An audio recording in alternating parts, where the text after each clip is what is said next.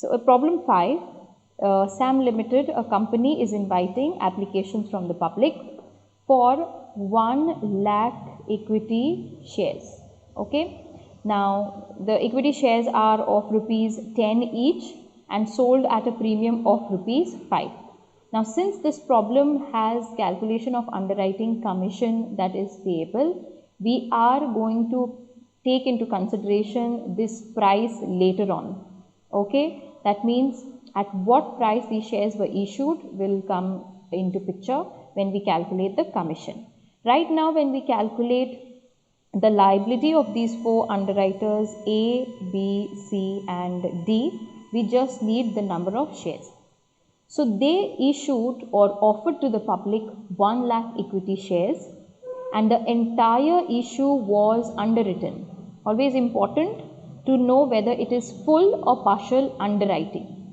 Because if it is full underwriting, then whatever the percentages or the gross liability ratio, you have to calculate it on this entire amount because the full thing will be underwritten.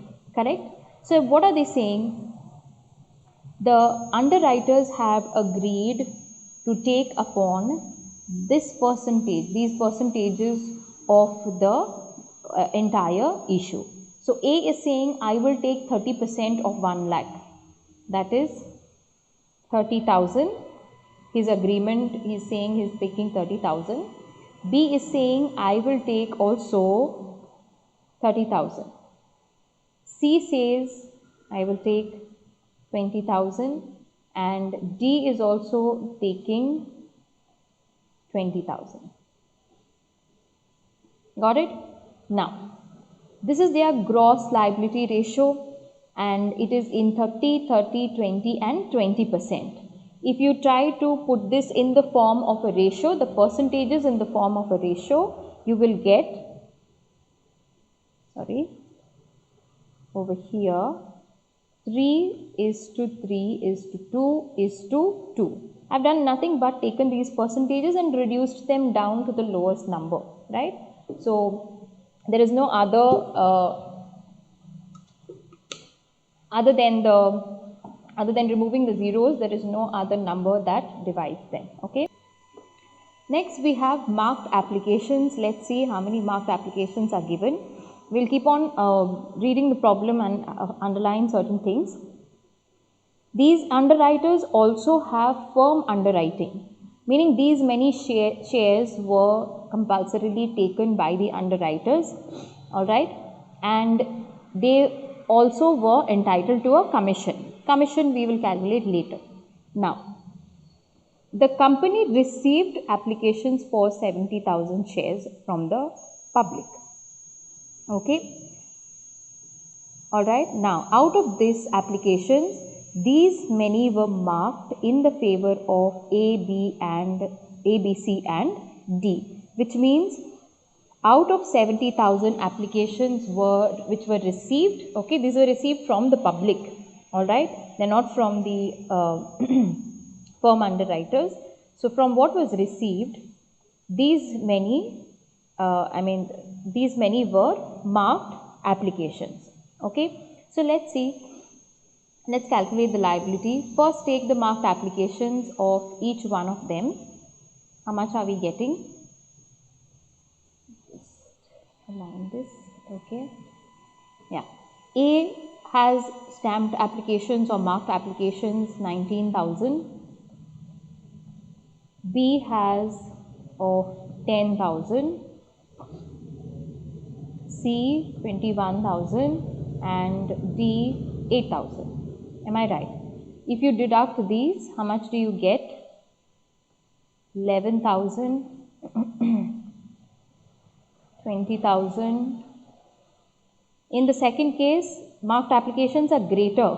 That means C has sold extra and it gives you a surplus. It gives you a negative of 1,000 and finally 12,000.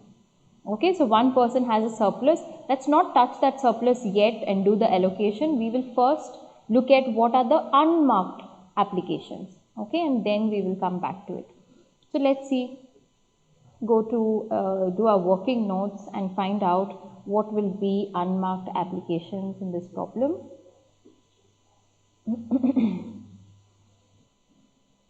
So this is solution 5, working notes.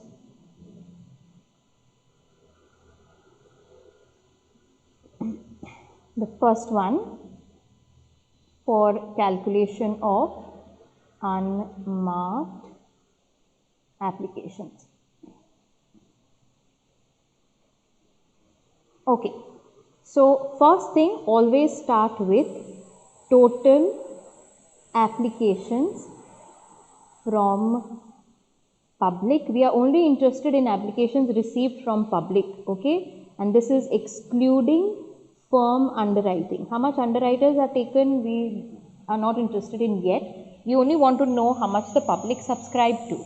So as per the problem, the company received over here 70,000 shares applications from the public. Okay, so 70,000. Now from this, let's sort out, let's do the sorting. From this, remove all your marked applications, all those applications that came with the stamps of all those other underwriters. Okay, so right from these 4 figures, marked applications, which we have already minused here, you remove from the total applications and you will get the unmarked applications. Okay, so it is 19, 10, 21 and 8,000. Let's minus these. First add them up and deduct the total. 19, 10,000 plus 21,000 plus 8,000. Okay, this totals to 58,000, correct? So marked applications, if you separate them from the total applications, the remaining you get 12,000 applications. Now what are these called?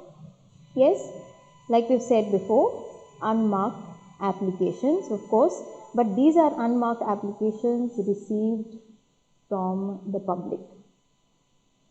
Okay, not including the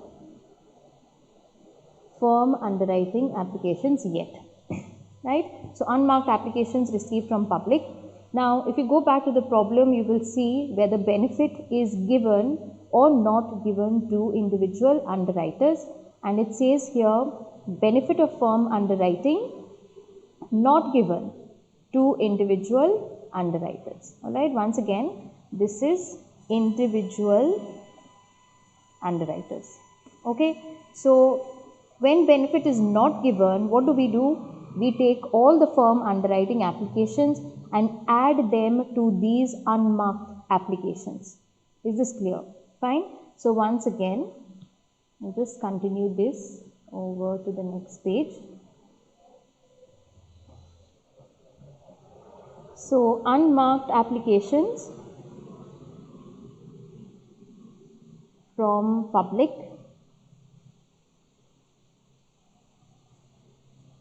12,000. To this add firm underwriting. Alright, you may either directly add up all and write them there, or you may write and show the detailed calculation. It's up to you. So firm underwriting are these many. Each one, A, B, C and D, has taken these many shares in the form of firm underwriting. 3 plus 2 plus 1 plus 1,000. Okay, this totals up to 7,000. If you want, you may write how you have arrived at this.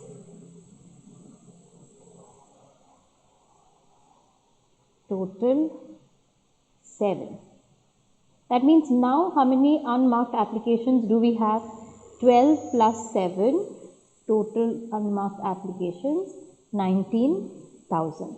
So whenever you are distributing in the gross liability ratio, do not distribute the amount first only over here. Alright, first check whether there is firm underwriting benefit given or not given, and then add the firm underwriting accordingly. Now, These again to be distributed in gross liability ratio A, B, C and D.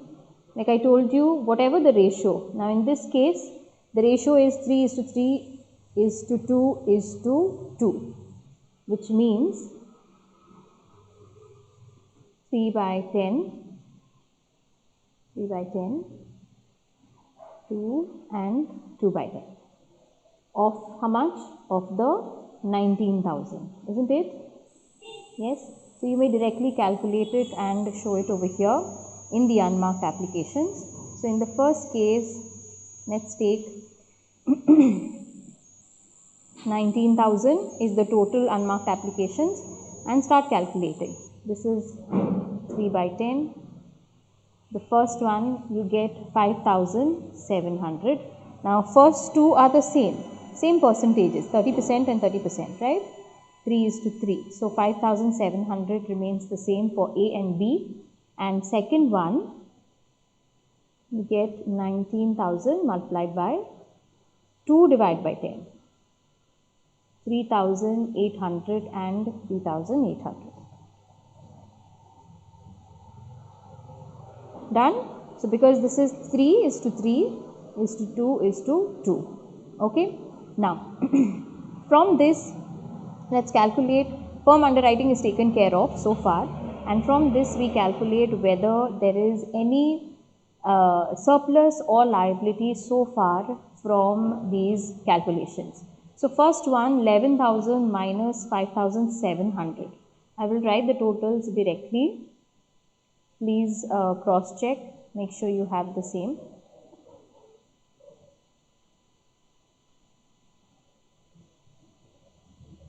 This is 5,000, yeah, 300.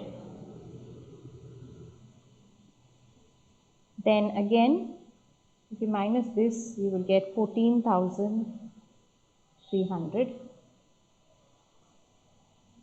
Now, this will be a negative. See, we already have negative 1,000. From negative 1,000, we are minusing unmarked application. So, whether we show it or not, this 3,800 has a negative sign somewhere, right? If you want to write it, if you want to make it easier for yourself, you may show the negative sign just so you don't confuse it. So, this negative and negative you have to add, but show the negative sign, 4,800, right? When you add it, it becomes 4,800, but with the negative sign. And last is 8,200. Okay, so these are your surpluses and liabilities, and you realize that one has a surplus whereas the others have a liability. So who has a surplus? Allocation of C's surplus among A, B and D in the gross liability ratio of, now how much gross liability ratio? Look here, A, B, C, D, right? C has a surplus, so his will be eliminated. Remaining is 3 is to 3 is to 2 of all the others, right? So 3 is to 3 is to 2. Done? Let's calculate. 4,800 multiplied by 3 divided by 8. 3 plus 3 plus 2, 8. Okay? 1,800. Same way, this is also 3. So it will be also 1,800. This gets nullified. 4,800 will go now. And out of this is 1,200. Okay, basically it is 2 by 8. Okay, so after minusing these, let's see how much that you get. We just allocated a surplus. Let's see how much you get. This, if you minus, you will get 3,500. We not underline this yet because we have underwriting, firm underwriting also. This again, if you minus, you have 12,500. This is nil, and finally 7,000. These problems, once you get that whole concept, the rest is all minus plus. Okay, you just have to keep on adding things, minusing things, and so on. Now this is net liability as per the agreement, and to that we need to add firm underwriting. While adding, we have to add of each one separately. Okay, so how much are they? 3,211. 3,000, 2,000, 1,000 and 1,000. So let's add this up, and you have 8,000, 1,000, 14,500 and 6,500. The best way to check whether you have done it appropriately is to total up this last total liability. How will you do that? 6,500 plus 14,500 plus 1,000 plus 8,000. The last line.